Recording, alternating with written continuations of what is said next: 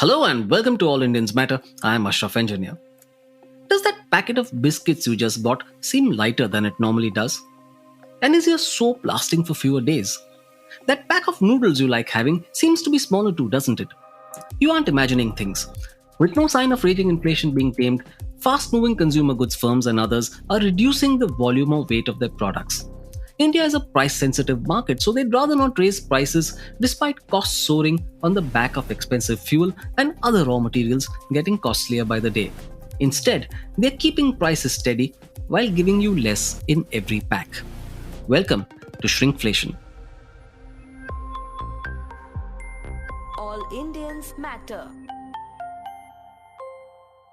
Retail inflation surged to an 8-year high of 7.8% in April, while food inflation touched 7.86%. Both were way above the Reserve Bank of India's tolerance limit of 6%. With no sign of it easing, consumers struggling to meet household expenses are circumspect about spending.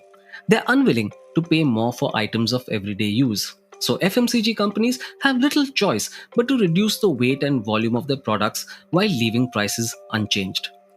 When inflation crosses a certain limit, it burdens not just you and me, it puts incredible pressure on industries. So, industrial production remained weak at 1.9% in March on the back of poor manufacturing sector performance, and FMCG companies struggled to keep their heads above the water. While some raised prices, they couldn't keep doing so and opted to shrink pack sizes instead. This is shrinkflation. It's a term coined by British economist Pippa Momgren and means downsizing the size, quantity, or quality of the product without increasing its retail price. It's a strategy that's becoming increasingly common. Simply put, it means you get less for what you pay for.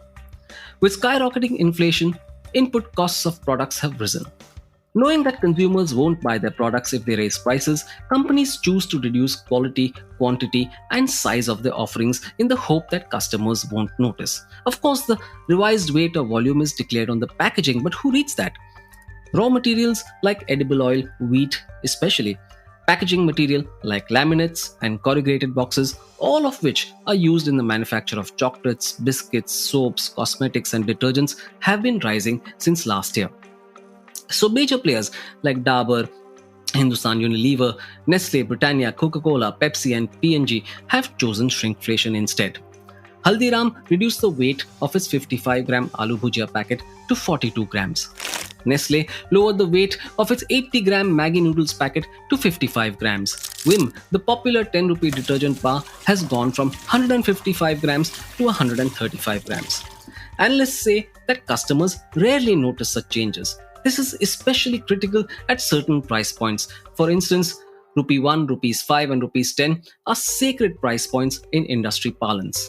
Any change in the prices of these packets will have a substantial negative impact on sales. Instead, it makes more sense to offer less at the same price.